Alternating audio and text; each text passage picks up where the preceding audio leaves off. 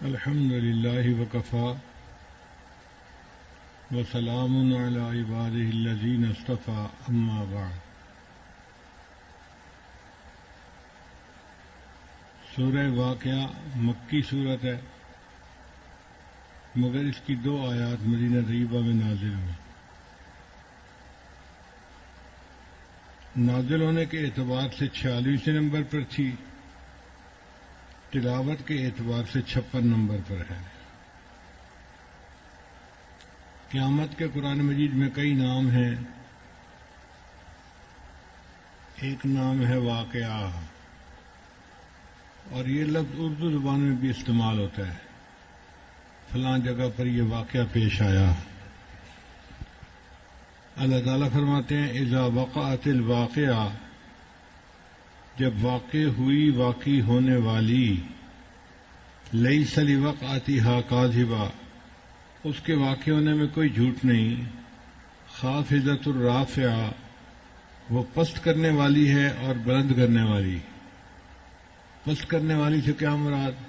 کہ جو اللہ کے دشمن ہیں، نافرمان ہیں اور مجرم ہیں، ان کو پست کرے گی اور جہنم میں ڈالے گی، اور جو اللہ کے دوست ہیں اور اللہ کے فرما بردار ہیں، ان کو بلند کرے گی اور جنتوں میں پہنچائے گی۔ اذا رجت الارض رجا، جب زمین ہلا ڈالی جائے گی، وبست الجبال بسا، اور پہاڑ ٹوٹ کر ریزہ ریزہ ہو جائیں گے، فکانت ہباء منبثا، پھر وہ پراگندہ غبار بن جائیں گے۔ جیسے آندھی میں مٹی اڑتی ہے چھوٹے چھوٹے ذرات بن کر، پہاڑ بھی اسی طرح چھوٹے چھوٹے ذرات بن کر اڑیں گے ہوا میں۔ وَكُنْتُمْ أَزْوَاجًا ثَلَاثَةً، اور تم 3 گروہوں میں تقسیم ہو جاؤ گے۔ پہلا گروہ فَأَصْحَابُ الْمَيْمَنَةِ مَا أَصْحَابُ الْمَيْمَنَةِ، اور دائیں والے، اور کیا خوب ہیں دائیں ہاتھ والے۔ ان لوگوں کو دائیں ہاتھ والے کیوں کہا گیا؟ کہ یہ نیک لوگ ہوں گے جن کو نام اعمال دائیں طرف سے ملے گا اور یہ جنت میں جائیں گے۔ دائیں طرف اس لیے کہ دائیں طرف قوت زیادہ ہوتی ہے، اور دوسرا یہ کہ قیامت کے دن جو ایمان کا نور ہوگا وہ انسان کے آگے اور دائیں طرف ہوگا۔ یسعی نورہم بین ایدیہم و بایمانہم، تو اس لیے دائیں طرف والوں کو جنتی فرمایا گیا۔ وَأَصْحَابُ الْمَشْأَمَةِ مَا أَصْحَابُ الْمَشْأَمَةِ، اور بائیں والے اور کیسے برے ہیں بائیں طرف والے۔ یہاں ایک بات سمجھنے کی ہے کہ یمین کے مقابلے میں شمال کا لفظ آتا ہے بائیں طرف کا، اور میمنہ کے مقابلے میں میسرہ کا لفظ آتا ہے، مگر قرآن مجید نے میمنہ کے مقابلے میں مشأمہ کا لفظ استعمال کیا ہے۔ مفسرین نے لکھا کہ مشأمہ کا لفظ شؤم سے نکلا ہے، اور شؤم کہتے ہیں بدبخت انسان کو، تو اللہ نے انہیں بائیں ہاتھ والے نہیں کہا، بدبخت کہا۔ اس میں بھی حکمت ہے، کیوں؟ کہ یہ وہ لوگ ہیں دوزخی جن پر نہ اللہ تعالیٰ کی رحمت جوش میں آئی، نہ نبی علیہ السلام کی شفاعت ان کو ملی، نہ ان لوگوں کا کسی نیک بندے کے ساتھ تعلق تھا، کسی حافظ کے ساتھ، عالم کے ساتھ، اللہ والے کے ساتھ، کہ وہ ان کی شفاعت کرتا، تو نہ اللہ کی رحمت کو جوش آیا، نہ نبی علیہ السلام کی شفاعت ہوئی کہ اس کو سنت سے محبت ہوتی، نہ نیکوں کے ساتھ اس کو کوئی نسبت تھی۔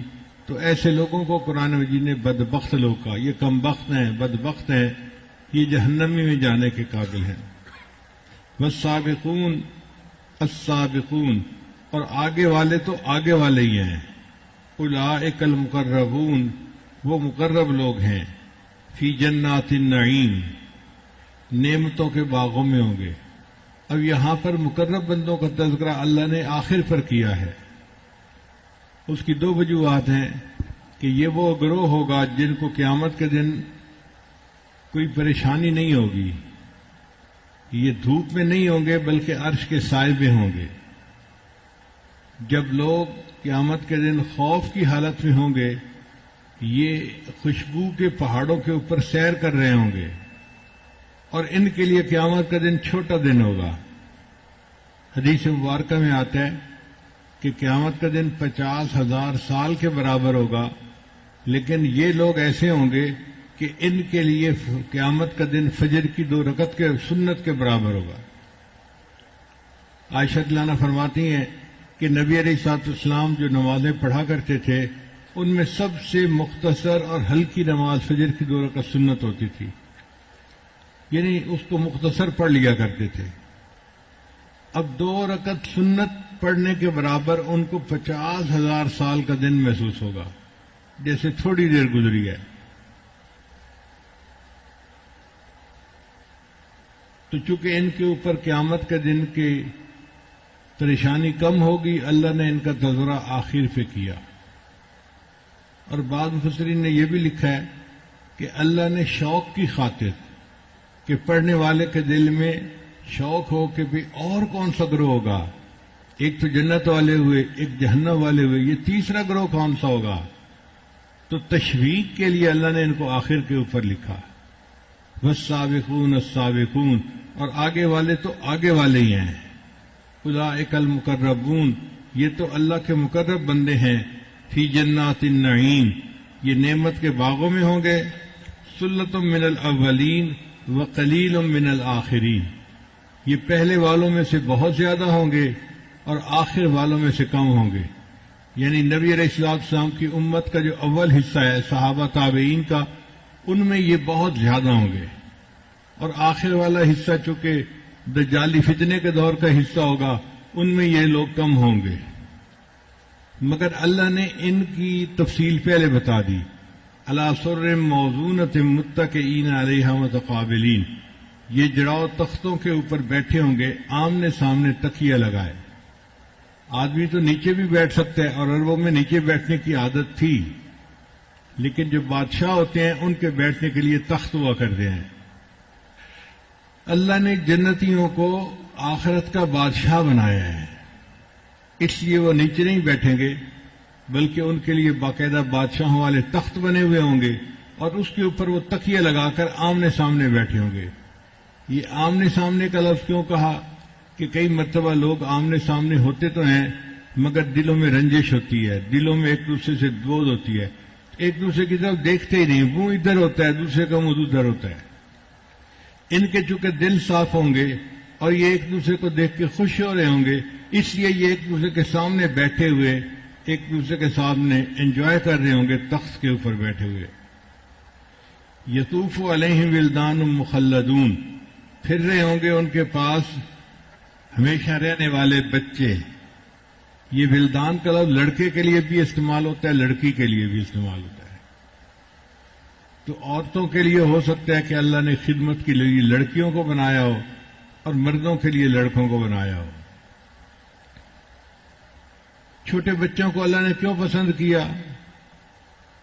کہ عام طور پر چھوٹے بچوں کی معصومیت کی وجہ سے ان کو پسند کیا جاتا ہے۔ اس کی دلیل یہ ہے کہ چند دن پہلے ہمارے ملک میں سعودی عرب کے بادشاہ آئے، اب ایئرپورٹ پہ ہزاروں لوگ موجود تھے، لیکن ان کو پھول پیش کرنے کے لیے 2 چھوٹے چھوٹے بچوں کو بھیجا گیا۔ تو بچوں کی معصومیت اور ان کا حسن و جمال بندے کو پسند آتا ہے۔ اب یہ مقربین خود بھی پانی پی سکتے ہیں، مگر جو بادشاہ ہوتے ہیں وہ خود پانی بھر کے نہیں پیتے، خود دام ان کو پیش کرتے ہیں۔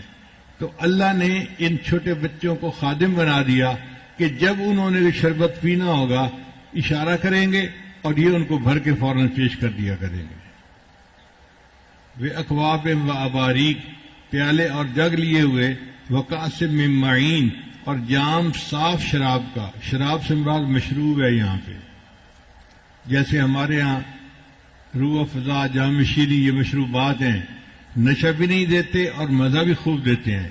اسی طرح شراب طہور کہلاتی ہے کہ جو پاکیزہ شراب ہوگی، نہ انسان کے سر میں درد ہوگا، نہ انسان کا عقل میں فطور آئے گی، اور قیامت کے دن انسان اس کو انجوائے کرنے کے لیے پیے گا۔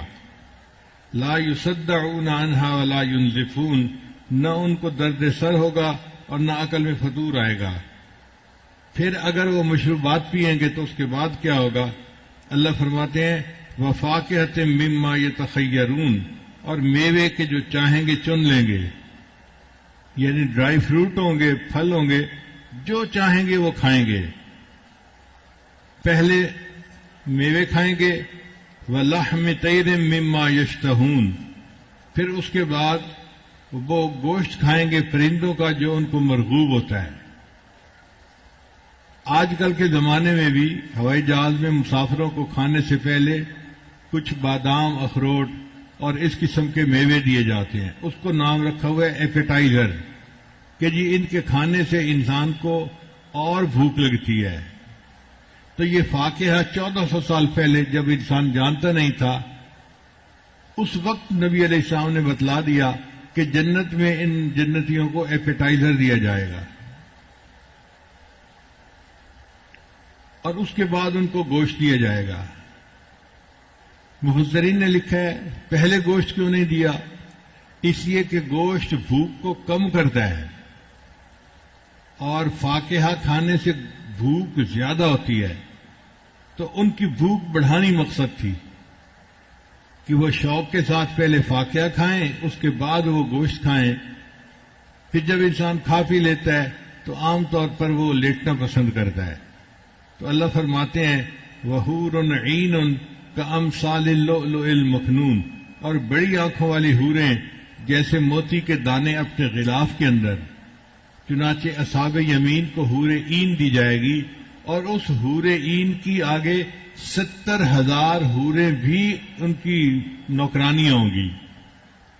وہ اتنی افسر حور ہوگی، اس کی اپنی نوکرانیاں 70,000 حوریں ہوں گی۔ اب یہاں پر محدثین نے لکھا ہے کہ مقربین کی بیویوں کے حسن کا اللہ نے تذکرہ نہیں کیا، ان کے گھر کی جو ہیڈ ماسی تھی نا اس کا تذکرہ کر دیا کہ وہ اتنی خوبصورت ہوگی جیسے موتی لپٹا ہوا ہوتا ہے کسی چیز میں۔ یہ مقربین کی غیرت کو سامنے رکھتے ہوئے کہ وہ پسند نہیں کرتے کہ ان کی بیویوں کا تذکرہ غیر مردوں کے سامنے کیا جائے، تو اللہ نے یہ کہا کہ جب ان کی نوکرانیاں اتنی خوبصورت ہوں گی تو پھر جو مالکہ ہوں گی جنت کی، ان کا اپنا حسن کا کیا عالم ہوگا۔ جزاء بما كانوا يعملون، یہ بدلہ ہے ان کاموں کا، نیکیوں کا جو وہ کرتے تھے۔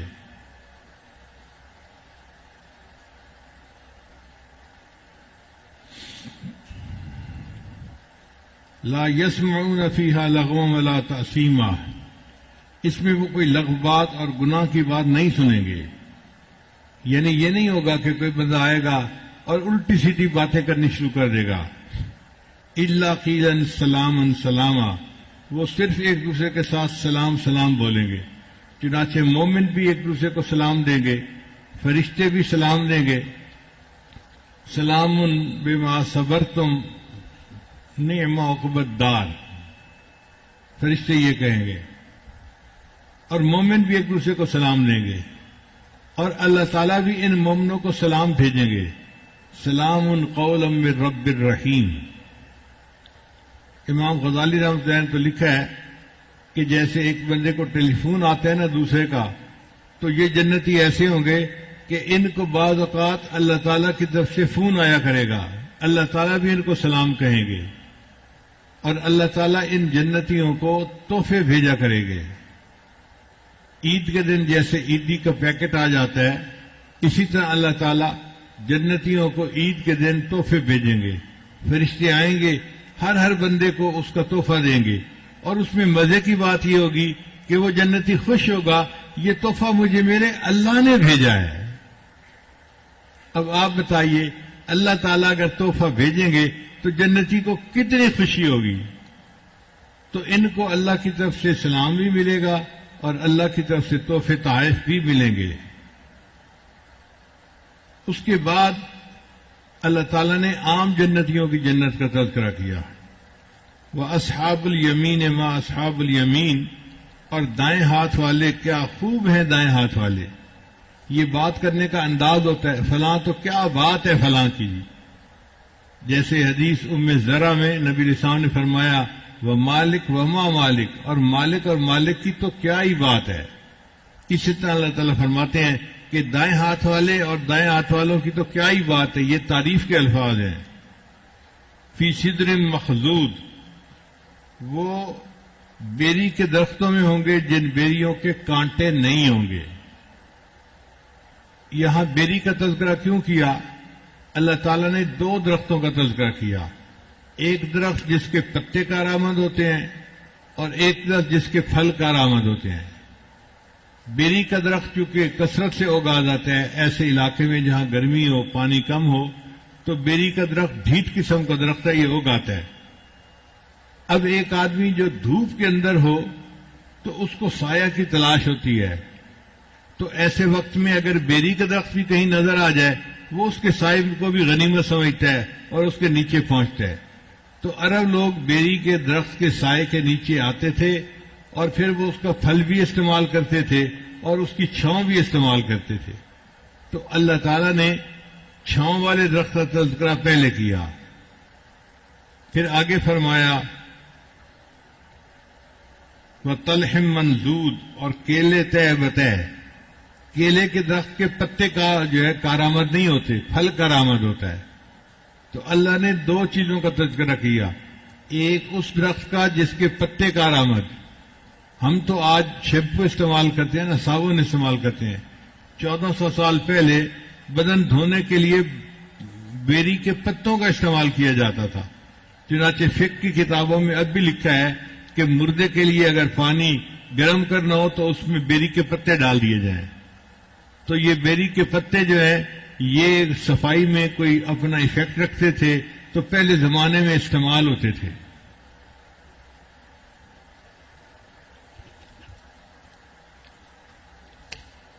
تو دو پھلوں کا تذکرہ، دو درختوں کا تذکرہ کیا.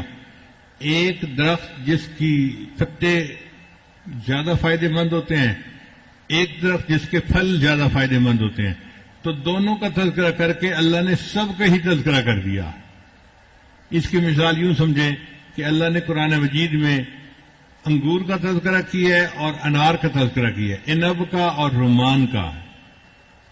کیونکہ انگور چھوٹا پھل ہے اور انار جو ہے وہ بڑا پھل ہے. تو چھوٹے پھل اور بڑے پھل کا تذکرہ کر کے گویا باقی تمام پھلوں کا تذکرہ اس کے اندر سمٹ گیا. اس کی مثال مفسرین نے دی ہے. اللہ فرماتے ہیں رب المشرقین و رب المغربین. اب دیکھو مشرقین اور مغربین کا تذکرہ کر کے باقی ساری دنیا اسی کے اندر سمٹ گئی. تو اللہ نے دو درختوں کا تذکرہ اس لیے کیا کہ باقی سب درخت اس کے اندر آ گئے. وفاکہۃ کثیرہ، اور کثرت سے میوے ہوں گے. لا مقطوعۃ ولا ممنوعہ، نہ وہ ختم ہوں گے نہ کوئی روک ٹوک ہوگی. ختم ہوں گے اس سے کیا مراد؟ ہمارے ہاں موسم تبدیل ہو جاتا ہے. چنانچہ آم گرمیوں میں ہوتا ہے، سردیوں میں نہیں ہوتا. کنو سردیوں میں ہوتے ہیں، گرمیوں میں نہیں ہوتے. اچھا بھلا درخت جو پھل سے بھرا ہوتا ہے، موسم کے بدلنے سے اس کا پھل ختم ہو جاتا ہے. جنت میں چونکہ ہمیشہ موسم ایک رہے گا، اس لیے جنت کا پھل کبھی نہیں مقطوع ہوگا. اگر وہاں کوئی پھل لگا ہوا ہے تو وہ ہمیشہ لگا رہے گا. ایسا موسم نہیں آئے گا جی کہ اس موسم میں یہ پھل نہیں ہوتا.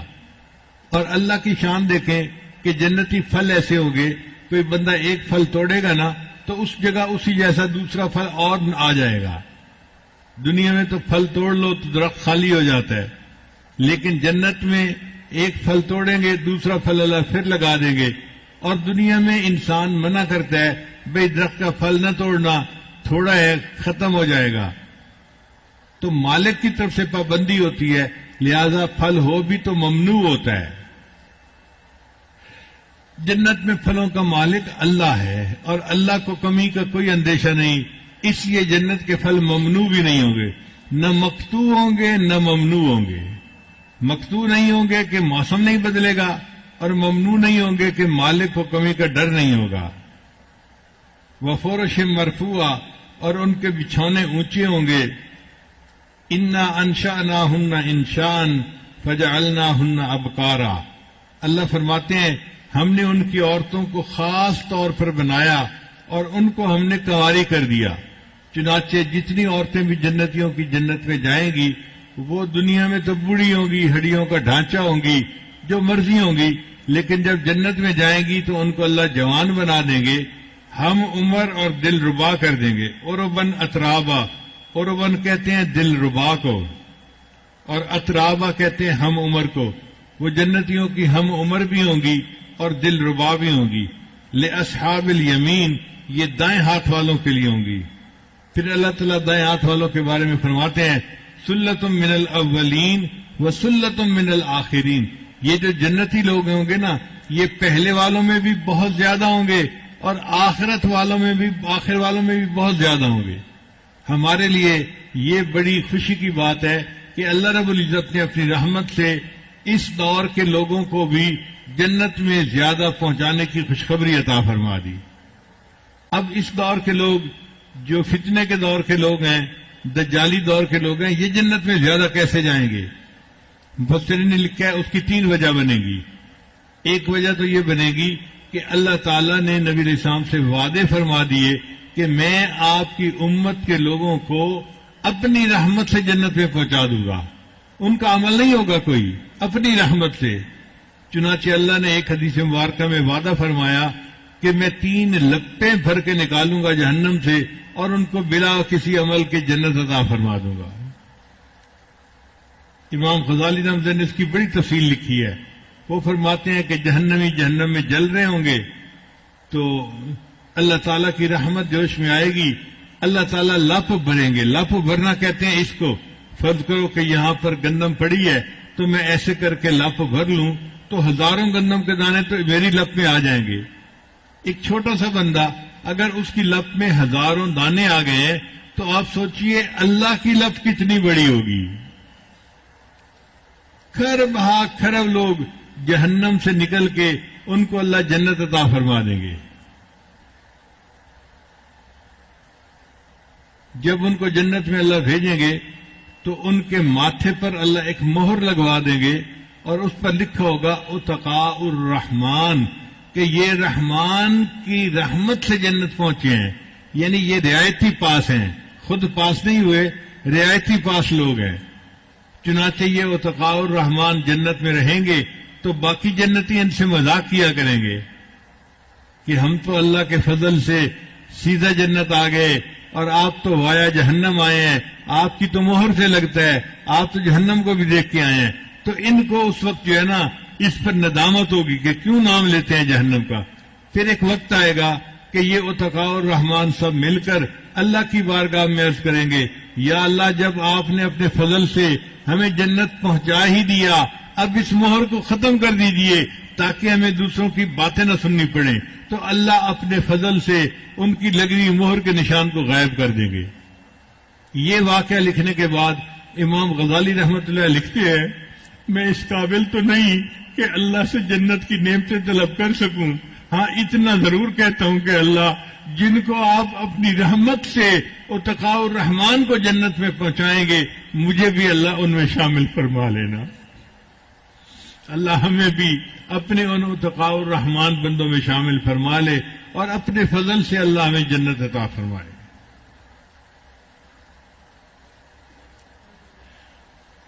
تو اللہ تعالیٰ فرماتے ہیں سلۃ من الاولین و سلۃ من الآخرین. یہ جو اصحاب یمین ہوں گے یہ پہلے دور والوں میں بھی بہت زیادہ اور آخر دور والوں میں بھی بہت زیادہ. آخر دور میں زیادہ ہونے کی 3 وجوہات ہوں گی. اللہ کی رحمت جوش میں آئے گی، نبی علیہ السلام شفاعت فرمائیں گے اور نیک لوگوں کی شفاعت کی وجہ سے بہت سارے لوگ اور بھی جنت جائیں گے. جیسے حافظ قرآن کو اللہ تعالیٰ 10 بندوں کی شفاعت کا حکم دیں گے جن پر جہنم واجب ہو چکی ہوگی. عالم کو اللہ تعالیٰ 400 بندوں کی شفاعت کا حکم دیں گے. اور اولیاء اللہ کے لیے تو معاملہ ہی اور ہے. نبی علیہ السلام نے فرمایا میری امت کے 70,000 بندے ایسے ہوں گے یدخلون الجنت بغیر حساب، بغیر حساب اللہ ان کو جنت عطا فرما دیں گے.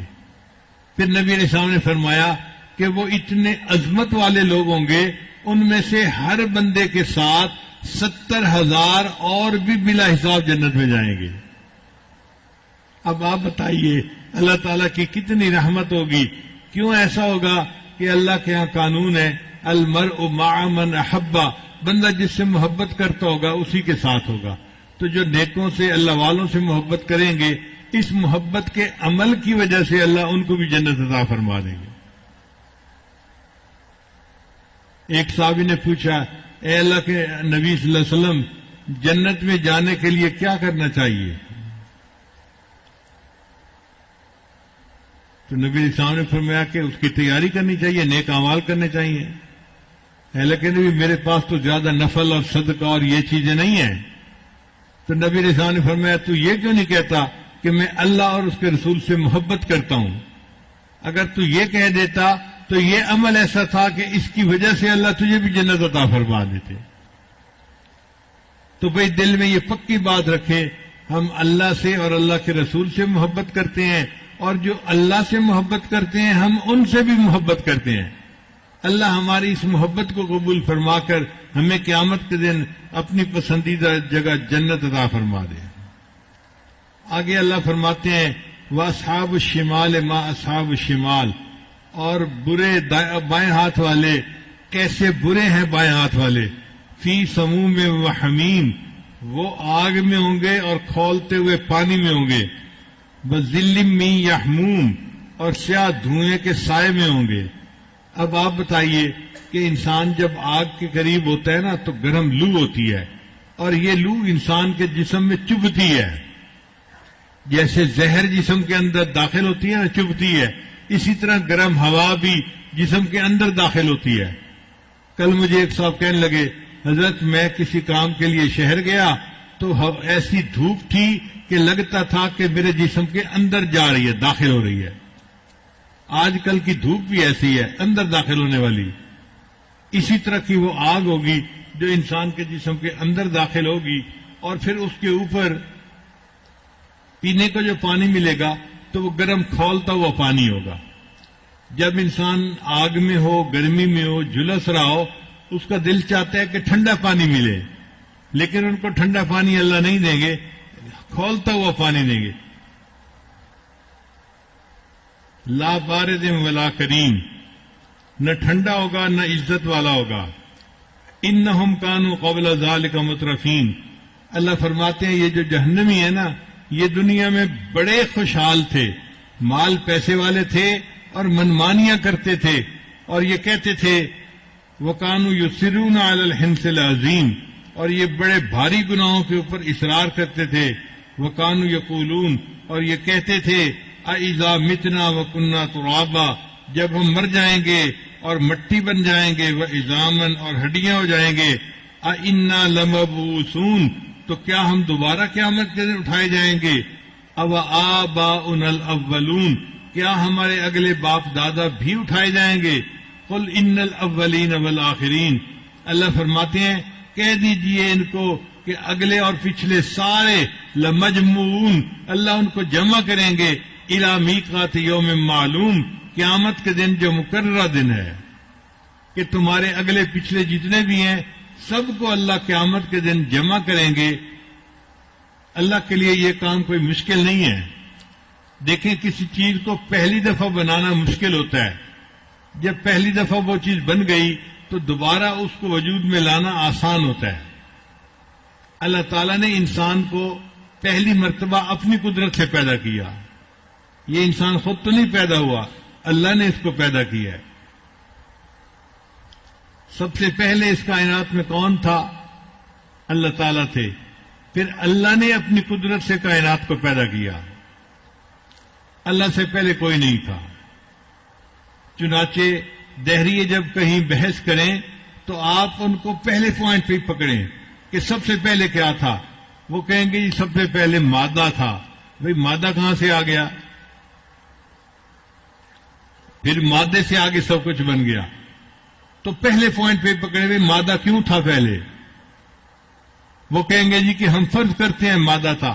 بھئی تم فرض کر رہے ہو مادہ تھا تو ہم نہیں فرض کر سکتے تھے، اللہ پہلے سے تھا، اور ہمارا تصور تمہارے تصور سے زیادہ اعلیٰ۔ تمہارا مادہ اندھا، ہمارا خدا دیکھنے والا، تمہارا مادہ مردہ، ہمارا خدا زندہ، تمہارا مادہ نہ سننے والا، ہمارا خدا سننے والا، ہمارا خدا عقل والا، تمہارا مادہ بے عقل۔ اب بے عقل مادے سے عقل والا انسان کیسے پیدا ہو گیا؟ اس کا ان کے پاس جواب نہیں ہوتا۔ تو دو پوائنٹ ذہن میں رکھیں، سب سے پہلے کیا تھا، اس پوائنٹ پہ پکڑیں کہ کیوں یہ تصور کر رہے ہو، اور اگر تھا تو مادہ تو بے عقل ہوتا ہے، بے جان ہوتا ہے. اس بے عقل بے جان مادے سے ایک جاندار، دیکھنے والا، سننے والا، بولنے والا، سوچنے سمجھنے والا انسان کیسے پیدا ہو گیا؟ اس کا جواب ان کے پاس پھر کوئی نہیں ہوتا. امام اعظم حنیفہ رحمۃ اللہ کا ایک مرتبہ ایک دہریے کے ساتھ مناظرہ طے پایا. اب دہریہ تو اپنے وقت پہ پہنچ گیا، لیکن امام صاحب وقت پہ نہ آئے. تو دہریے نے بڑا شور مچانا شروع کر دیا کہ دیکھا میرے سامنے آنے سے گھبرا گئے، ڈر گئے، یہ میرا مقابلہ نہیں کر سکتے، اور میں تو وقت پہ آ گیا ہوں اور یہ وقت پہ نہیں آئے. لوگ بھی بڑے پریشان کہ امام صاحب کیوں لیٹ ہو گئے. بہرحال کافی دیر ہو گئی، 15-20 منٹ سمجھ لیں، تو امام صاحب بھی آ گئے. تو دہری نے کہنا شروع کر دیا کہ جی آپ اپنی ہار کا اعلان کر دیں کہ آپ ہار گئے اور میں جیت گیا. تو امام صاحب نے کہا کہ بھائی میری ایک وجہ بن گئی تھی، آپ وجہ سن لیں، پھر اس کے بعد آپ مجھے بات کرنے کا موقع دے دیں. تو لوگوں نے کہا ہاں وجہ تو سننی چاہیے نا کہ لیٹ ہوئے تو کیوں ہوئے. امام صاحب نے کہا کہ میں اپنے گھر سے وقت پہ چل پڑا تھا یہاں آنے کے لیے. راستے میں ایک دریا تھا جس کے اوپر پل نہیں تھی، کشتی پہ اس کو عبور کرنا تھا، اور دریا میں کشتی بھی نہیں تھی. تو میں انتظار میں کھڑا ہو گیا کشتی کہیں سے آئے اور میں دریا عبور کر کے مناظرے کے لیے جاؤں. اچانک میں نے دیکھا ایک درخت جو تھا وہ کٹ گیا اور اس کے پھٹے بن گئے، تختے بن گئے، اور وہ تختے آپس میں جڑ گئے اور ایک کشتی بن گئی، اور وہ کشتی دریا میں آئی اور چلنی شروع ہو گئی. اس کشتی پہ بیٹھ کے میں نے دریا پار کیا اور یہاں آیا ہوں. جب امام صاحب نے یہ کہا تو وہ دہریہ کہنے لگا کہ دیکھو ان کی تو عقل ہی معاف ہو گئی. کیوں بھائی؟ اس نے کہا یہ کیسے ہو سکتا ہے کہ ایک درخت جو ہے خود بخود تختے بن جائے اور تختے جڑ کے کشتی بن جائے اور کشتی خود بخود چلنا شروع کر دے، کوئی ملا ہی نہ ہو اس کا. تو امام صاحب نے کہا ایسا نہیں ہو سکتا. اس نے کہا نہیں، کوئی بنانے والا ہونا چاہیے، کوئی اس کو چلانے والا ہونا چاہیے، خود بخود ایسا نہیں ہو سکتا. امام صاحب نے کہا اچھا پھر تم نے میرے سوال کا جواب دے دیا کہ اتنی بڑی کائنات خود بخود کیسے بن گئی، اس کا بھی تو کوئی بنانے والا اور چلانے والا ہونا چاہیے. تو اس دہریے کو ماننا پڑا کہ ہاں واقعی اس کائنات کا کوئی بنانے والا ہے اور وہ بنانے والا اللہ ہے. پھر اس دہریے نے کہا کہ اچھا مجھے چند سوالوں کا جواب دیں. امام صاحب نے کہا کون سے؟ کہنے لگا یہ بتائیں کہ آپ کہتے ہیں کہ یہ زمین تھی، اس سے پہلے زمین آسمان، پھر اس سے پہلے یہ، اس سے پہلے یہ، اور اس سے پہلے اللہ تھا. تو مجھے جواب دیں اللہ سے پہلے کون تھا؟ مجھے یہ جواب دیں کہ اللہ سے پہلے کون تھا. تو امام صاحب نے کہا آپ گنتی جانتے ہیں؟ اس نے کہا جانتا ہوں. امام صاحب نے کہا گنو. اس نے کہا 1 2 3 4 5. امام صاحب نے کہا 5 سے پہلے 4، 4 سے پہلے 3، اس سے پہلے 2، 2 سے پہلے 1. امام صاحب نے کہا 1 سے پہلے گنو. کہتے جی شروع یہیں سے ہوتی ہے. امام صاحب نے کہا دیکھو یہ گنتی مخلوق چیز ہے، اب یہ 1 سے شروع کر کے آگے گنتے، پیچھے نہیں گنتے. ہم بھی یہی کہتے ہیں کہ کائنات جو بنی تو اللہ سے یہ شروع ہوئی، اللہ نے بنائی، ہم آگے چلتے ہیں، پیچھے نہیں چلتے، ورنہ پیچھے چلیں گے تو کوئی سلسلہ ختم ہی نہیں ہوتا. اس سے پہلے کون تھا؟ اللہ. اس سے پہلے کیا تھا؟ یہ تو پوچھتے چلے جائیں گے تو سوال ختم ہی نہیں ہوگا، تو کہیں تو رکنا پڑے گا نا. اسی طرح ہم گنتی گنتے ہوئے 1 سے شروع کرتے ہیں تو ہم مخلوق کو بھی اگر شروع کریں گے کہ کیسے بنی تو 1 سے شروع کریں گے. اللہ تھا، اس نے مخلوق کو پیدا کر دیا. پھر وہ کہنے لگا کہ اچھا مجھے یہ بتائیں کہ اللہ تعالیٰ کس طرف دیکھ رہے ہیں، دائیں بائیں آگے پیچھے کس طرف دیکھ رہے ہیں؟ تو امام صاحب نے ایک موم بتی جلائی اور اس کو کہا کہ یہ بتاؤ کہ اس شعلے کا رخ کس طرف ہے؟ اس نے کہا جی ہر طرف ہے، کیونکہ اس کی روشنی تو ہر طرف جا رہی ہے، دائیں بائیں اوپر نیچے آگے پیچھے ہر طرف روشنی جا رہی ہے، تو میں تعین نہیں کر سکتا، اس کا چہرہ تو ہر طرف ہے. امام صاحب نے کہا کہ دیکھو یہ مخلوق چیز ہے، اس کا روشنی کا چہرہ اگر ہر طرف ہے تو اللہ تعالیٰ تو کائنات کا خالق ہے، اس کا بھی چہرہ ہر طرف ہے، اینما تولوا فثم وجہ اللہ۔ پھر وہ کہنے لگا اچھا مجھے ایک بات سمجھ نہیں آتی کہ آپ لوگ کہتے ہیں کہ اللہ ہر جگہ موجود ہے، تو اللہ ہر جگہ کیسے موجود ہو سکتا ہے؟ امام صاحب نے دودھ کا ایک پیالہ لیا اور اس کو ہاتھ میں پکڑایا اور کہا کہ یہ بتاؤ اس دودھ میں مکھن ہے؟ اس نے کہا ہے۔ امام صاحب نے کہا بتاؤ کہاں پہ ہے کہاں پہ نہیں ہے؟ وہ کہنے لگا جی سارے دودھ میں مکھن ہے۔ امام صاحب نے کہا نہیں مجھے بتاؤ کس جگہ پہ ہے کس جگہ پہ نہیں ہے؟ اس نے کہا میں تعین نہیں کر سکتا، ہر جگہ پہ مکھن ہے، اس کے ایک ایک قطرے کے اندر مکھن ہے۔ امام صاحب نے کہا دیکھو مخلوق چیز ہے اور تم اس کو الگ نہیں کر سکتے، کہتے ہو کہ ایک ایک قطرے کے اندر مکھن سمویا ہوا ہے، ہم بھی یہی کہتے ہیں اللہ اس کائنات کا مالک ہے اور اللہ ہر جگہ موجود ہے، وہ بھی ہر جگہ کے اندر اس کی رحمتیں چھائی ہوئی ہیں۔ پھر اس نے کہا کہ اچھا مجھے ایک آخری سوال کا جواب دے دے۔ امام صاحب نے کہا کون سا؟ کہنے لگا آخری سوال یہ بتائیں کہ اللہ اس وقت کیا کر رہے ہیں؟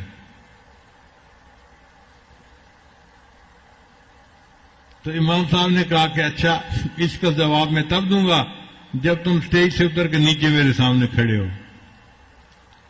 تو وہ دہریہ سٹیج سے اتر کے امام صاحب کے سامنے نیچے کھڑا ہو گیا۔ امام صاحب نے کہا کہ دیکھو اللہ اس وقت یہ کر رہے ہیں، جو اونچے ہیں ان کو نیچے لے جا رہے ہیں، جو نیچے ہیں ان کو اوپر لا رہے ہیں۔ اللہ ہر وقت یہی کرتے ہیں، کئی عزت والوں کو اللہ ذلت دے رہے ہوتے ہیں اور کئی ذلت والوں کو اللہ عزتیں دے رہے ہوتے ہیں، اوپر والوں کو نیچے لاتے ہیں، نیچے والوں کو اوپر لاتے ہیں۔ تو دہریہ کہنے لگا ٹھیک ہے، آپ نے میرا اللہ کے بارے میں جو تصور تھا وہ ٹھیک کر دیا، میں بھی اللہ کے وجود پر ایمان رکھتا ہوں۔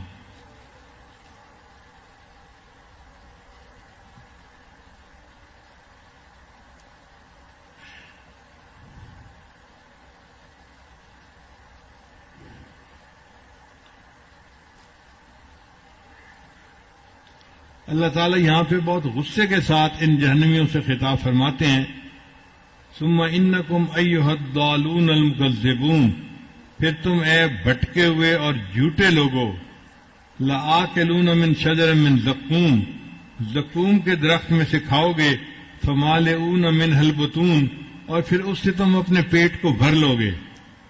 زقوم کا پودا ہوتا ہے جس میں کانٹے بھی ہوتے ہیں اور وہ کڑوا بھی ہوتا ہے، وہ انسان جب کھائے گا تو اس کے گلے میں جا کے پھنس جائے گا، نہ نگلتے بنے گی نہ اگلتے بنے گی، تو پھر اس کو پانی پینے کی ضرورت محسوس ہوگی، مگر پینے کے لیے ان کو غسلین پیش کیا جائے گا۔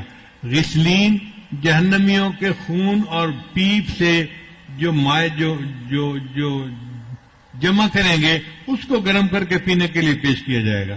اب آپ لوگ جانتے ہیں کہ زخم کے اندر جو پیپ ہوتی ہے وہ بہت بدبودار ہوتی ہے، اب اتنا بدبودار مشروب جب پینے کو دیا جائے گا تو وہ اس کو پئیں گے، اس لیے کہ پیاس اتنی ہوگی۔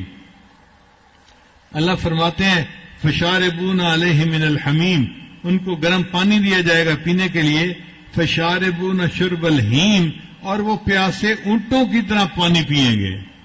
اونٹ جب پیاسا ہوتا ہے نا اور اس کو پانی مل جائے تو پیتے ہوئے وہ آواز نکالتا ہے، یعنی پانی پینے کی آواز، اس کو ہیم کہتے ہیں۔ جیسے کچھ لوگ سڑ سڑ پانی پیتے ہیں، چبڑ چبڑ کھاتے ہیں، اسی طرح اونٹ جو ہے وہ ہیم کی آواز کے ساتھ پانی پیتا ہے۔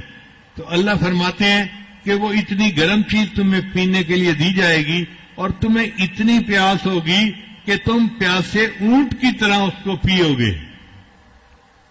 ھذا نزلھم یوم الدین، یہ ان کی مہمانی ہوگی قیامت کے دن۔ نحن خلقناکم فلولا تصدقون، اللہ فرماتے ہیں ہم نے تم کو پیدا کیا، پھر تم کیوں اللہ کے ایک ہونے کی تصدیق نہیں کرتے؟ یہاں تک تو جنتیوں کے، جہنمیوں کے اور مقربین کے گروہوں کا تذکرہ تھا۔ اچھا، 3 گروہ بنانے میں اللہ کی رحمت کا یعنی اظہار زیادہ ہے۔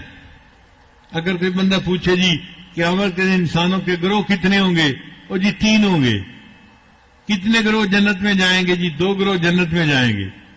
جہنم میں کتنے جائیں گے؟ 1 گروہ جہنم میں جائے گا.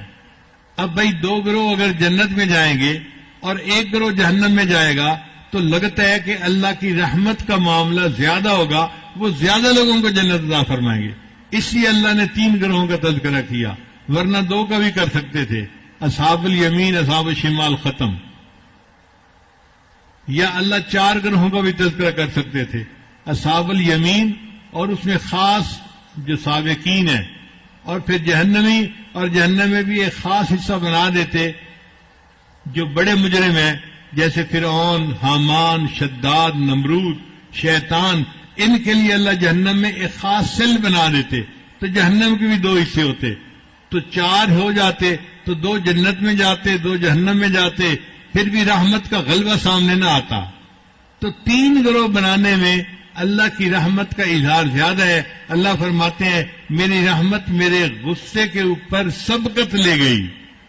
اب یہ 3 گروہ کا بنانا بھی اللہ کی رحمت کا اظہار ہے کہ اللہ آپ اپنی رحمت سے زیادہ لوگوں کو جنت بھیجیں گے اور تھوڑے لوگوں کو جہنم بھیجیں گے. ویسے بھی دستور ہے, جس طرف مجمع زیادہ جانا ہو نا ادھر دروازے زیادہ رکھوائے جاتے ہیں, اور جدھر مجمع میں تھوڑا جانا ہو وہاں دروازے تھوڑے رکھوائے جاتے ہیں. چنانچہ اللہ تعالیٰ نے جہنم کے 7 دروازے بنائے, لہا 7 ابواب, اور جنت کے اللہ نے 8 دروازے بنائے. تو مفسرین نے لکھا ہے کہ جنت کے دروازے زیادہ اس لیے بنائے کہ اللہ جانتے تھے میں نے اپنی رحمت سے زیادہ بندوں کو جنت میں بھیجنا ہے, تو جنت کے دروازے زیادہ بنائے اور جہنم کے دروازے تھوڑے بنائے. اس کے بعد اللہ تعالیٰ اس صورت میں 4 دلائل دیتے ہیں, یہ بات سمجھنے والی ہے. 2 دلائل ہیں بیج کے بارے میں. ایک بیج انسان کا, اس کے بارے میں اللہ فرماتے ہیں افرأیتم ما تمنون, تم غور کرتے ہو اس پر جو پانی تم پہنچاتے ہو. یعنی عورت کے رحم میں بچہ ہوتا ہے نا, تو وہاں جو پانی پہنچتا ہے جس کو مادہ تولید کہتے ہیں, اللہ اس کے بارے میں فرماتے ہیں کہ اس کو اَأَنْتُمْ تَخْلُقُونَهُ أَمْ نَحْنُ الْخَالِقُونَ, کیا تم اسے بناتے ہو یا ہم اسے بناتے ہیں. انسان کا جو مادہ تولید ہے وہ پانی نہیں ہوتا, وہ چھوٹے چھوٹے جراثیم ہوتے ہیں, ان کو سپرم کہتے ہیں, اور وہ ایک بندے کے مادے میں ایک وقت میں تقریباً 2 کروڑ نکلتے ہیں, اور ایک جراثیم نے بچہ بننا ہوتا ہے. اب آپ سوچئے انسان کی کیا حیثیت ہے کہ 1-2 کروڑ جراثیم تھے, ان میں سے ایک جراثیم ایک بندہ بنا, اور یہ بندہ پھر اپنی بڑائی کی باتیں کرتا ہے. بھئی تمہاری اوقات ہی کیا ہے؟ 2 کروڑ یعنی سپرم میں سے ایک سپرم نے بچہ بنانا ہوتا ہے. اللہ تعالیٰ کی قدرت ہے. اللہ فرماتے ہیں وہ سپرم تم بناتے ہو یا اللہ بناتا ہے. ساری دنیا جمع ہو جائے وہ سپرم نہیں بنا سکتی. چنانچہ آج کل اتنا سائنسی دور ہے, جس مرد کے سپرم کم ہوں دوائی سے زیادہ ہو سکتے ہیں, جس کے کمزور ہوں وہ طاقتور ہو سکتے ہیں, لیکن جس بندے کے سپرم 0 ہوں وہ نئے سرے سے نہیں بن سکتے. چنانچہ ہمارے پاس سینکڑوں لوگ ایسے آتے ہیں کہ جن کے سپرم 0 ہیں, ویسے صحت مند ہوتے ہیں, بیوی بھی صحت مند ہے, مگر اولاد نہیں ہوتی. ڈاکٹر کہتے ہیں جی کیا کریں, سپرم نئے سرے سے تو ہم نہیں بنا سکتے.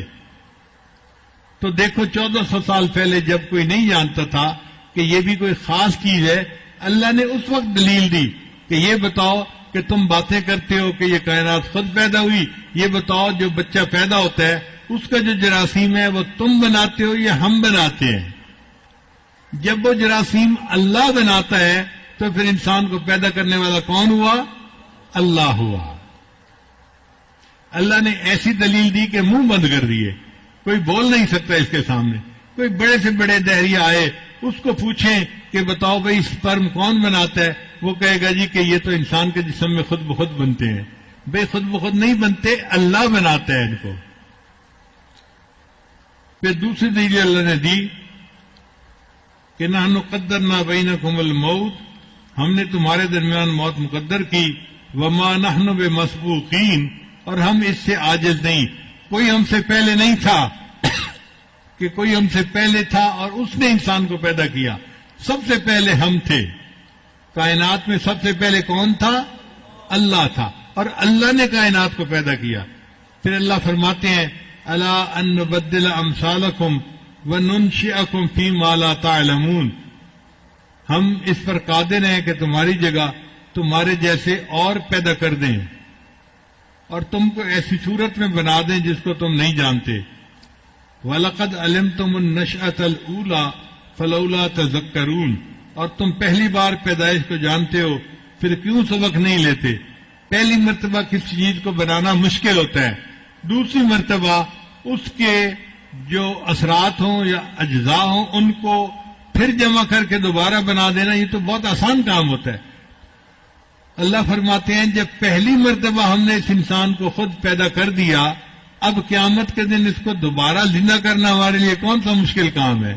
وہ تو اس کے اجزاء کو ہم جمع کریں گے، اس لیے اللہ نے مجموعون کا لفظ استعمال کیا ہے۔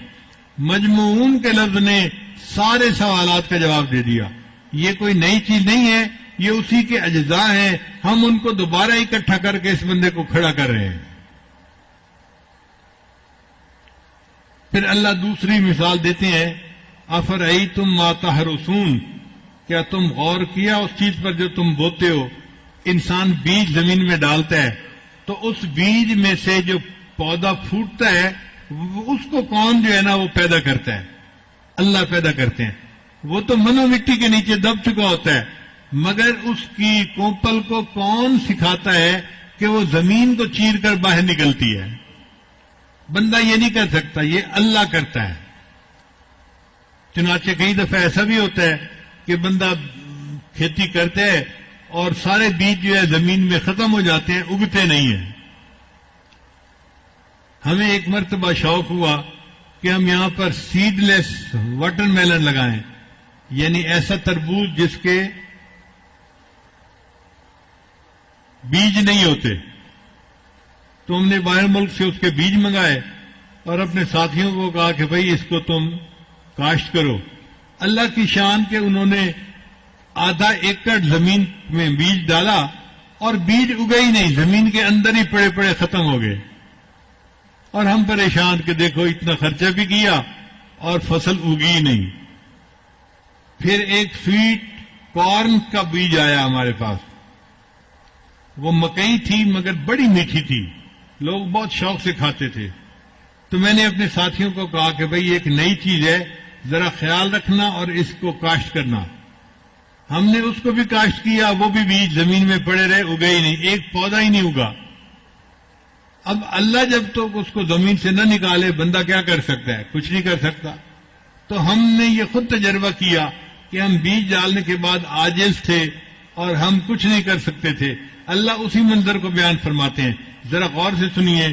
اللہ فرماتے ہیں افرأیتم ما تحرثون اانتم تزرعونہ ام نحن الزارعون، کیا تم اس کو اگاتے ہو یا ہم ہیں اس کو اگانے والے؟ لو نشاء لجعلناہ حطاما، اگر ہم چاہیں تو اس کو ریزہ ریزہ کر دیں، فظلتم تفکہون، پھر تم رہو باتیں بناتے رہ جاؤ گے۔ انا لمغرمون، ہم تو تاوان میں پڑ گئے، یعنی ہمیں تو چٹی پڑ گئی، جو بیج کے پیسے تھے وہ بھی ہمارے سر قرضہ چڑھ گیا، ہمیں تو کچھ بھی نہ ملا، بل نحن محرومون، بلکہ ہم تو محروم ہو گئے۔ تو اللہ نے یہ دو مثالیں دی ہیں کہ انسان کا بیج جو سپرم ہے اس کو کون بناتا ہے؟ تم بناتے ہو یا ہم بناتے ہیں؟ اللہ بناتا ہے۔ اور پھر اللہ نے فرمایا کہ جو تم بیج زمین میں ڈالتے ہو اس کو تم اگاتے ہو یا ہم اگاتے ہیں؟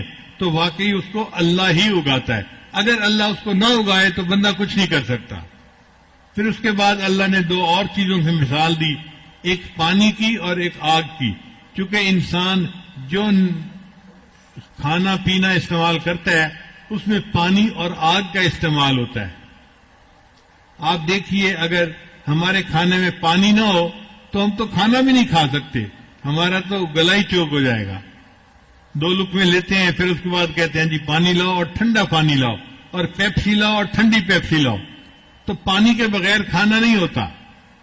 اللہ فرماتے ہیں افرأیتم الماء الذی تشربون، کیا تم نے غور کیا اس پانی پر جو تم پیتے ہو؟ اانتم انزلتموہ من المزن ام نحن المنزلون، اس پانی کو تم بادل سے اتارتے ہو یا ہم اتارتے ہیں؟ اب جو بارش برستی ہے تو بارش کون برساتا ہے؟ اللہ برساتا ہے. اللہ فرماتے ہیں لو نشاء جعلناہ اجاجا فلولا تشکرون، ہم اگر چاہتے تو اس پانی کو کھاری بنا دیتے. اگر بارش سے کھاری پانی برستا تو کھاری پانی سے تو ہماری زمین کی فصل نہ ہوتی، پھر ہم کیا کرتے؟ تو اب ایسا صاف ستھرا پانی کون برساتا ہے؟ جب اللہ برساتا ہے تو پھر کائنات کا پیدا کرنے والا کون ہوا؟ اللہ ہوا. پھر اس کے بعد اللہ فرماتے ہیں افرأیتم النار التی تورون، کیا تم نے غور کیا اس آگ پر جس کو تم جلاتے ہو؟ آگ بھی اللہ کی ایک نعمت ہے. اب آپ بتائیں گھر میں اگر چولہا نہ ہو تو کھانے بن سکتے ہیں؟ بڑے بڑے گھرانوں میں اگر ان کے اوون خراب ہو جائے نا، یا ان کے یہ گیس کے چولہے فلاں چولہے تو گھروں میں کھانے نہیں بنتے. کہتے ہیں جی کیا کریں چولہا کام نہیں کرتا. تو یہ بھی اللہ کی نعمت ہے کہ اللہ نے آگ بنائی، اس آگ پہ ہم کھانے بناتے بھی ہیں، سوپ بھی بنتے ہیں، مرغے چرغے بھی بنتے ہیں، اور پلاؤ پتہ نہیں کیا کیا بنتا ہے، اور ہم پھر ان جو ہے وہ کھانوں کو استعمال کرتے ہیں. اور اگر آگ نہ ہوتی تو آپ سوچئے چائے کیسے بنتی.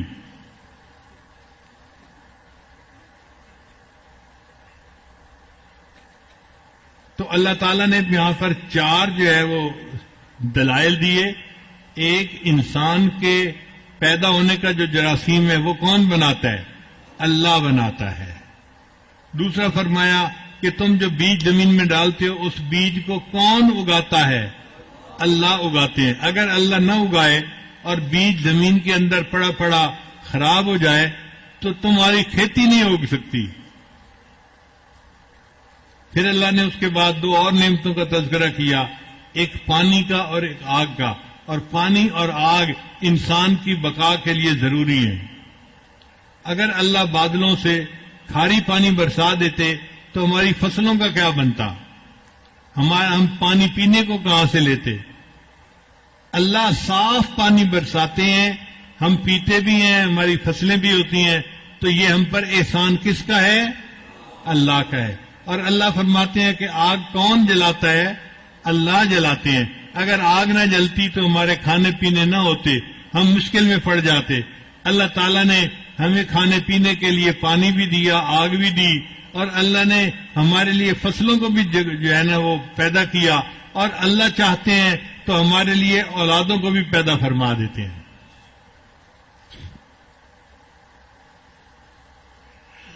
آج دنیا کہتی ہے کہ جی ٹیسٹ ٹیوب بیبی سے تو لڑکے پیدا ہو جاتے ہیں.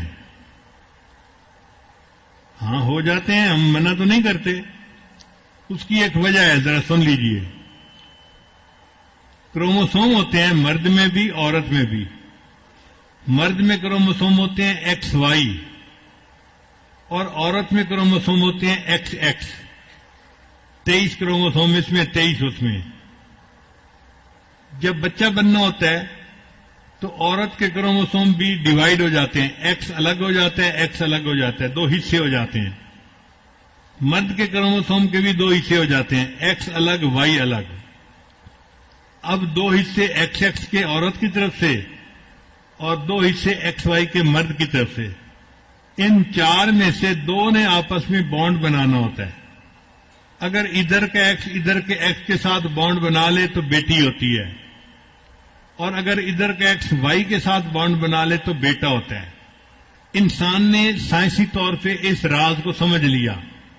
اب وہ ٹیسٹ ٹیوب میں کیا کرتے ہیں کہ عورت کے جو 2 حصے ہوتے ہیں نا ایکس ایکس، تو ان کو تو رہنے دیتے ہیں، مگر مرد کے جو حصے ہوتے ہیں نا ایکس اور وائی، اس میں سے ایکس پارٹ کو ضائع کر دیتے ہیں، مار دیتے ہیں، صرف وائی رہ جاتا ہے. اب جب وائی رہ گیا تو وائی جب ایکس کے ساتھ جڑے گا تو کیا ہوگا؟ بیٹا ہوگا. تو اللہ ہی کے بنائے ہوئے قانون کو سمجھ کے اگر بندہ تھوڑا آگے پیچھے کر لیتا ہے تو یہ بندے کا کمال نہیں ہے، بندے کا نہیں، اللہ کا کمال ہے جس نے یہ قانون بنایا ہے۔ تم اس قانون سے ہٹ کے کوئی اور قانون بناتے تو پھر ہم کہتے کہ ہاں جی آپ بھی کچھ کر سکتے ہیں۔ آپ اللہ کے قانون کو پہلے سمجھتے ہیں اور پھر اسی کے مطابق عمل کرتے ہیں، تو یہ اب کریڈٹ اللہ کو جاتا ہے جس نے قانون کو بنایا۔ بہرحال ایک بات میں آج مجمع میں اور بھی کہنا پسند کروں گا کہ بہت سارے لوگ اس کے لیے آتے رہتے ہیں۔ بعض جگہوں پر اولاد کا ہونا ہی بڑی نعمت سمجھا جاتا ہے۔ ہم نے دیکھا ہے لوگ بیٹیوں کے ہونے پہ خوشیاں مناتے ہیں، اور کئی جگہوں پہ بیٹیاں زیادہ ہوتی ہیں تو لوگ چاہتے ہیں کہ جی بیٹا ہو، تو وہ آتے ہیں کہ جی ہمیں کھجوریں دم کر کے دیں، ہمیں کوئی عمل بتائیں تاکہ ہمارے ہاں بیٹا ہو جائے۔ اور بعض اوقات واقعی ضرورت انسان کی ایسی ہوتی ہے کہ وہ چاہتا ہے کہ اب مجھے اللہ میرا بیٹا دے دے۔ ہمیں اس کا تجربہ اس طرح ہوا کہ یہاں شوگر مل میں ایک جنرل مینیجر تھے، کرنل صاحب، اچھے آدمی تھے، ان کی عمر کوئی 65 سال تھی۔ ایک دن میں ان کے دفتر میں گیا تو وہ آنسوں سے بیٹھے رو رہے تھے، تو میں بڑا حیران ہوا۔ میں نے پوچھا سر آپ رو کیوں رہے ہیں؟ کہنے لگے اللہ نے مجھے 4 بیٹیاں دیں، اب میری بڑی بیٹی 25 سال کی ہے، چھوٹی 20 سال کی ہے، اس سے چھوٹی 15-16 سال کی ہے، اور اس سے چھوٹی جو ہے وہ 10 سال کی ہے۔ پھر اس کے بعد اللہ نے مجھے بیٹا دیا جو ابھی 2-3 سال کا ہے، چھوٹا بچہ ہے۔ تو بیٹا تو ہے مگر چھوٹا ہے۔ اور کل مجھے پٹواری نے بتایا کہ میری اتنی زمینیں اور جائیدادیں ہیں، تو میرے بھائی پٹواری کے ساتھ ساز باز کر رہے تھے کہ جی اس کی تو بیٹیاں ہیں، بیٹا تو ہے نہیں جو جائیداد کو سنبھالے گا، تو اس کے مرتے ہی ہم ساری جائیداد اپنے نام کر لیں گے، کیونکہ ہمارے بیٹے ہیں ان کو ملنی چاہیے۔ تو وہ کہہ رہے تھے کہ اللہ اگر مجھے پہلے بیٹا دے دیتے، آج میرا بیٹا 25 سال کی عمر کا ہوتا تو وہ میرے بعد میری جائیداد سنبھال سکتا، چھوٹا ہے اب تو وہ نہیں سنبھال سکتا۔ تو اس دن مجھے محسوس ہوا کہ واقعی کئی دفعہ گھرانوں کی ترتیب ایسی ہوتی ہے کہ بیٹے کا ہونا ایک ضرورت بن جاتی ہے۔ بیٹا باپ کا نام بھی آگے چلاتا ہے اور باپ کی ہر چیز کا وارث بھی آگے بنتا ہے، عورت وارث نہیں بن سکتی۔ اسی لیے انبیاء کرام نے بھی بیٹے ہونے کے لیے دعا مانگی، ابراہیم علیہ السلام نے دعا مانگی، حضرت زکریا علیہ السلام نے دعا مانگی، تو انبیاء نے بھی دعا مانگی۔ اس کا مطلب ہے کہ واقعی یہ نعمت ایسی ہے کہ بندہ کئی دفعہ اس کا طلبگار ہوتا ہے۔ ہماری ایک شاگردہ تھی، عالمہ تھی، ماشاءاللہ بڑا دین کا کام کرنے والی۔ اب اس کی شادی ہوئی، پہلی بیٹی ہو گئی، پھر شادی ہوئی، پھر بیٹی ہو گئی۔ اب جب دوسری بیٹی ہو گئی تو ساس نے گھر کے اندر تماشا کر دیا، طوفان مچا دیا کہ جی اب اگر تیری تیسری بیٹی ہو گئی تو میں نے بیٹے کی شادی اور کر دینی ہے، مجھے تو بیٹا چاہیے، تو دفع ہو یہاں سے۔ اب وہ نیک بچی پریشان کہ خاوند مجھ سے خوش ہے اور میں گھر کو اچھے طریقے سے چلا بھی رہی ہوں، خدمت بھی کرتی ہوں، صرف اس لیے طلاق ہو رہی ہے کہ میری بیٹیاں ہوتی ہیں، اب میرے بس میں تو کوئی نہیں تو میں کیا کروں۔ ہم حج کے موقع پہ تھے تو وہاں وہ میری اہلیہ کے پاس آئی اور بہت روئی کہ میرا گھر ٹوٹ رہا ہے، مجھے طلاق ہو جائے گی اور میں دین کا کام کرنے والی عورت ہوں اور میری زندگی برباد ہو جائے گی۔ تو مجھے اہلیہ نے کہا کہ یہ بچی تو بہت رو رہی ہے، اس کے لیے دعا کریں۔ میں نے پھر اسے سمجھایا کہ دیکھو آپ حج پہ آئی ہو، یہ جو ملتزم ہے نا، یہ ایک ایسی جگہ ہے کہ جہاں پہ بندہ جو دعا مانگتا ہے قبول ہو جاتی ہے۔ تو آپ کو رات میں دن میں کہیں ٹائم ملے تو ملتزم سے لپٹ کے اللہ سے دعا مانگو، اللہ تمہاری دعا ضرور قبول کر لیں گے۔ اس بچی کو بات سمجھ میں آ گئی، اللہ کی شان کہ وہ رات کے وقت میں جب لوگ نہیں ہوتے یا ایسا وقت جب صرف عورتیں ہوتی ہیں ملتزم کے اوپر، وہ ملتزم پہ لپٹ کے دعا مانگی، اللہ نے اگلی دفعہ اس کو بیٹا عطا فرما دیا اور اس کا گھر آباد ہو گیا۔ اب آپ بتائیے، کئی مرتبہ ضرورت ہوتی ہے اس بات کی کہ ہمارے ہاں بیٹا ہونا چاہیے۔ اس کے لیے ہم بڑی فکر میں تھے کہ یہ نعمت اللہ کیسے دیتے ہیں ہمیں اس راز کا پتہ چلے. ہمارے حضرت مرشد عالم رحمۃ اللہ علیہ نے اس عاجز کو چھوارے دم کرنے کا طریقہ بتایا تھا اور ان چھواروں کے دم کرنے سے 50% بیٹے ہو جاتے تھے. یعنی اس کا رزلٹ جو تھا نا وہ 50% تھا. اور ہم اس پہ بھی خوش تھے کہ الحمدللہ 100 میں سے 50 کے ہاں تو بیٹے ہو جاتے ہیں نا، اور لوگ بھی خوش ہوتے تھے. امریکہ اور کینیڈا سے میڈیکل ڈاکٹر عورتیں جو تھیں وہ آ کے چھوارے دم کروا کے لے جاتی تھیں.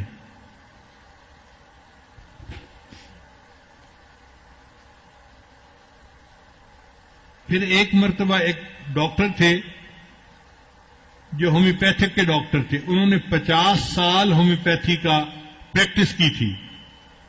ان کو بابائے ہومیوپیتھی کہتے ہیں، لاہور کے تھے اور انہوں نے کوئی 8-10 کتابیں بھی لکھی تھیں ہومیوپیتھی کے اوپر. میں نے دیکھا گلگت چترال سے ڈاکٹر فون کر کے ان سے دوائی پوچھتے تھے کہ میں یہ دوائی ریکمینڈ کر رہا ہوں، کیا ٹھیک کر رہا ہوں؟ وہ ہاں کرتے تھے تو وہ ڈاکٹر ریکمینڈ کر دیتے تھے. اتنے قابل ڈاکٹر تھے. وہ ایک دن مجھے کہنے لگے کہ حضرت میرے 50 سال کے تجربے کا نچوڑ ہے کہ میں 2-3 دوائیاں دیتا ہوں، عورت کا جو فرٹیلیٹی ریٹ کم ہوتا ہے نا وہ ٹھیک ہو جاتا ہے، اور اولاد جو نہیں ہو رہی ہوتی تو اولاد ہو جاتی ہے.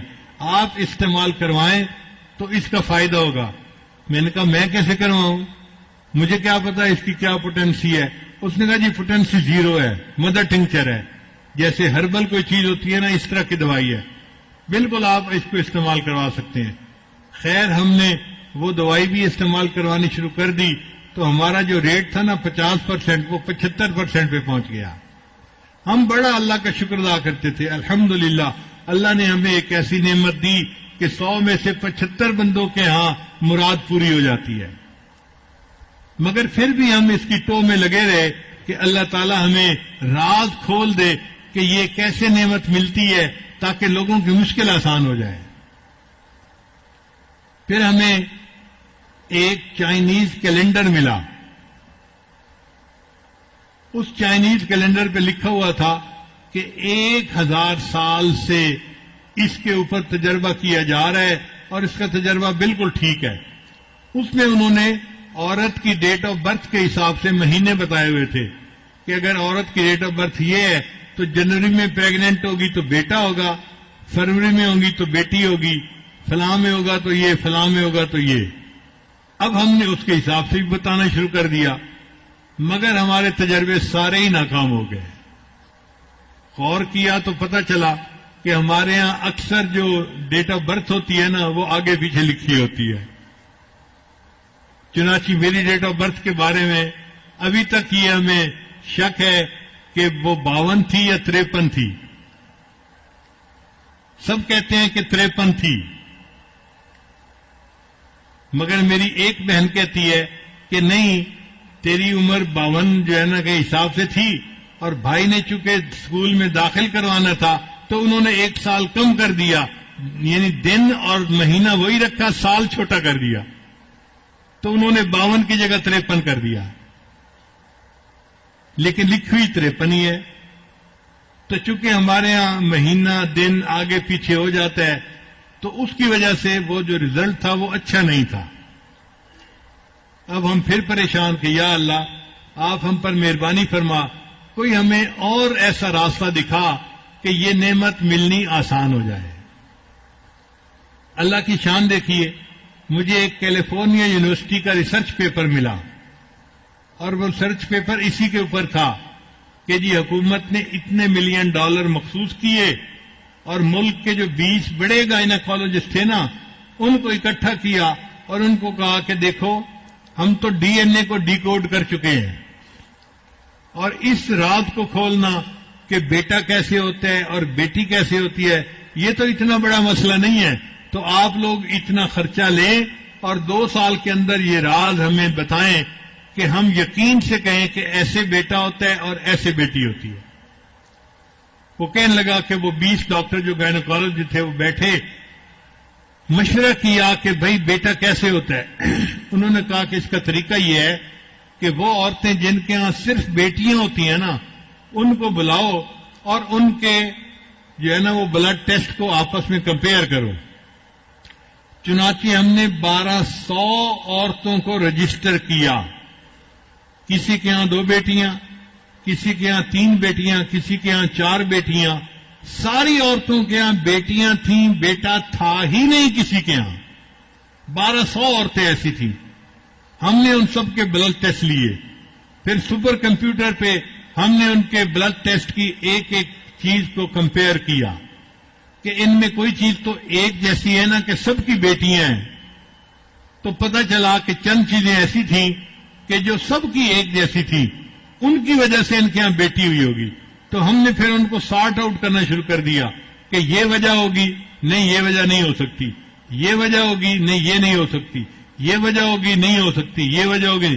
ایک وجہ ایسی تھی کہ جس پہ سارے متفق تھے، ساری عورتوں کے ہاں بیٹیاں ہوئی ہیں، لہذا ان کی یہ وجہ ایک جیسی ہے تو اس وجہ سے بیٹی ہوتی ہے. اور وہ وجہ کیا تھی؟ وہ تھا پوٹاش لیول. ہر بندے کے اندر پوٹاش کا ایک لیول ہوتا ہے. اگر وہ لیول تھوڑا ہو تو بیٹی کے چانسز زیادہ ہوتے ہیں، اور اگر وہ زیادہ ہو تو بیٹے کے چانسز زیادہ ہوتے ہیں. تو ہم نے جب اس کو دیکھا تو ہم نے ان کا پوٹاش لیول بڑھایا، غذا ایسی دی کہ ان کا پوٹاش لیول بڑھ جاتا. تو لکھا ہوا تھا پھر جب سب کا پوٹاش لیول بڑھ گیا تو ہم نے 1200 عورتوں کو کہا اب تم اپنے خامن سے فیڈ لے سکتی ہو، یعنی کنسیو کر سکتی ہو، بچے کو لے سکتی ہو. تو 1200 عورتوں نے اپنے خامدوں سے بچہ لیا، حاملہ ہوئی، اور اس کے بعد 1200 عورتوں کے ہاں بیٹے پیدا ہوئے. تو لکھا ہوا تھا کہ انسانی تاریخ میں اتنا کامیاب تجربہ اس سے پہلے کبھی نہیں کیا گیا. تو مجھے بہت خوشی ہوئی کہ چلو الحمدللہ یہ تحقیق آ گئی ہے تو اب آسان ہو گیا. اب ہر عورت کا پوٹاش لیول کیسے چیک کروائیں بھائی؟ تو ڈاکٹروں نے کہا اس کا آسان طریقہ یہ ہے کہ کیلے کے اندر پوٹاش کافی زیادہ ہوتا ہے. تو وہ عورت صبح اور شام اگر ایک ایک کیلا کھائے، اور پھر اس کے اوپر ہم نے ایک عمل اور ایڈ کر دیا کہ یا ولیو، یہ اللہ تعالیٰ کا نام ہے. اگر یہ 11 مرتبہ پڑھ کے دم کر لیا جائے کیلے کو اور پھر کیلا کھایا جائے تو اس کیلے کے اثرات بڑھ جاتے ہیں. چنانچہ پچھلے 3 سال سے ہم نے جتنی عورتوں کو یہ عمل بتایا کہ عورت جب بھی چاہتی ہے کہ میں اب بیٹا کرنا چاہتی ہوں تو وہ جس دن خامن کے ساتھ ملاپ کرنا ہے اس دن ایک کیلا دن میں اور ایک کیلا رات میں، شام میں، صبح شام کھائے. 3 کیلے بھی چاہے تو کھا سکتی ہے، اور ہر کیلا جو ہے اس کے اوپر 11 مرتبہ یا ولیو پڑھ کے دم کرے، پھر اس کو کھا لے. عورت نے اتنا کام کرنا ہوتا ہے. اب اگر اس نے دن میں 2-3 کیلے کھائے ہوں گے نا تو پوٹاش لیول اس کا ہائی ہوگا. اگر اس رات وہ پریگننٹ ہو جائے گی تو اس کا بیٹا ہوگا. ہمارے ایک ساتھی ہیں مکہ مکرمہ میں، وہ مجھے کہنے لگے کہ حضرت میں حساب رکھ رہا تھا، آپ نے تقریباً کوئی 1500 عورتوں کو یہ عمل بتایا ہوگا اور اس وقت تک 1500 عورتوں کے ہاں بیٹے ہو چکے ہیں. 100% رزلٹ ہم نے دیکھا ہے. ہمارے ایک دوست ہیں کرنل اسد صاحب، ان کے ایک رشتہ دار ہیں، وہ جدہ میں رہتے تھے. ہم نے واپس آنا تھا تو ان کے ہاں کھانا تھا. تو کھانے کے بعد ہم ایئرپورٹ پہ آئے تو راستے میں انہوں نے بات کی جی کہ میں نے یہاں پہ بڑا کمایا اور میں نے عمارت بنائی اور یہ کیا وہ کیا اور اللہ نے مجھے بہت پیسے دیے ہیں. اب میں چاہتا ہوں کہ پاکستان چلا جاؤں لیکن میری مجبوری ہے، میں نہیں جا سکتا. میں نے پوچھا کیا مجبوری ہے؟ کہنے لگے مجبوری یہ ہے کہ میری 3 بیٹیاں ہیں، بیٹا نہیں ہے، اور مجھے سب ڈاکٹر مشورہ دیتے ہیں کہ یہاں کنگ عبدالعزیز ہاسپٹل میں ٹیسٹ ٹیوب بیبی کا بڑا معیاری کام ہے، تم یہاں سے ٹیسٹ ٹیوب بیبی کے ذریعے سے بیٹا لو پھر جاؤ. اس لیے میں رکا ہوا ہوں. میں نے کہا بھائی اس کام کے لیے رکنے کی کیا ضرورت ہے؟ میں آپ کو ایک عمل بتاتا ہوں، آپ وہ عمل کریں، اللہ آپ کو فطری طریقے سے بیٹا دے دیں گے. تو یہی عمل میں نے بتایا کہ اپنی بیوی سے کہیں کہ جس دن میاں بیوی نے ملاپ کرنا ہے وہ دن میں 2 کیلے یا 3 کیلے ایسے کھائے کہ ہر کیلے پر 11 مرتبہ یا ولیو کا لفظ پڑھ کے دم کرے اور پھر اس کو کھا لے. اگر اس رات وہ عورت پریگننٹ ہو گئی تو اللہ کے فضل سے بیٹا ہی ہوگا. لو جی انہوں نے اس پر عمل کیا اور 6 مہینے رہے. 6 مہینے کے بعد انہوں نے الٹرا ساؤنڈ سے چیک کروایا تو ڈاکٹر نے اس کو کہا کہ یہ دیکھو میں آنکھوں سے دیکھ رہا ہوں کہ یہ بیٹی نہیں ہے یہ بیٹا ہے. اس کے بعد پھر وہ واپس آ گئے تو الحمدللہ اسلام آباد میں ان کی بیوی کے ہاں بیٹے کی ولادت ہوئی. تو یہ ایک ایسا عمل ہے جو ہم نے پچھلے 2-3 سال سے بار بار اس کو جو ہے آزمایا ہے، اور میں آپ سب حضرات کے فائدے کی خاطر عام بتا رہا ہوں. خلفاء حضرات بھی اس کو لوگوں کو بتائیں اور علماء بھی بتائیں تاکہ پریشان لوگوں کی پریشانیاں دور ہوں. جس کی پریشانی دور ہو جائے گی اس کے بدلے اللہ کی ہمیں رضا نصیب ہو جائے گی. اللہ تعالیٰ ہم سے راضی ہو جائے، اور جن کو اللہ نے بیٹوں کی نعمتیں عطا کی ہیں وہ اس پہ بھی شکر ادا کریں، اور جن کو بیٹیوں کی نعمت اللہ نے عطا کی ہے وہ اس پہ بھی اللہ کا شکر ادا کریں. اولاد کون دیتا ہے؟ اللہ دیتا ہے، اور اگر اللہ نہ دے تو بندہ کچھ نہیں کر سکتا. اس لیے اللہ نے قرآن مجید میں اس چیز کو دلیل کے طور پہ بتایا کہ لوگوں تمہیں بھی ہم نے پیدا کیا تھا، اور تمہاری جو آگے اولاد ہوتی ہے وہ اولاد بھی پیدا کرنے کے جراثیم ہم بناتے ہیں، تم ان کو نہیں بنا سکتے. اللہ تعالیٰ عظمتوں والے ہیں، ہم اللہ کی نعمتوں کا شکر ادا کرتے ہیں. وآخر دعوانا ان الحمد للہ رب العالمین.